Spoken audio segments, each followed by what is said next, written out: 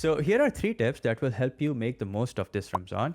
At the end of the video, do let me know what your thoughts are. Tip number 1 is eat healthy. Now I know Ramzan for a lot of us means yummy food such as samosa, jalebi, pakode and whatnot. Now all these things are great, but consuming them on a regular basis can make you extremely lethargic and could be the reason why you feel so tired all the time. So eat healthy foods such as fruits and drink a lot of water when you can so that you're hydrated for the rest of the day. Tip number 2 is start batching your tasks.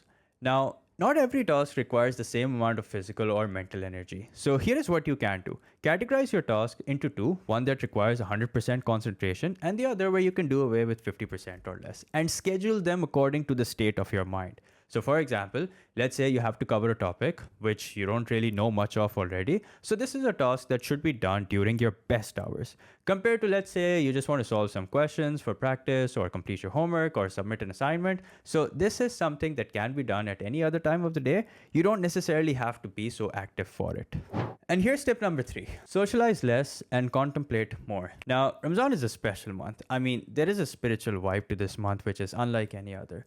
So to make the most of it, I would suggest that you go easy on the socializing front.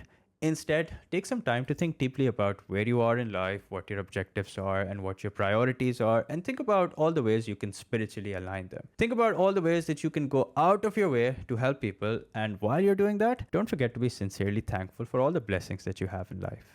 Make sure to like this video and follow or subscribe for more.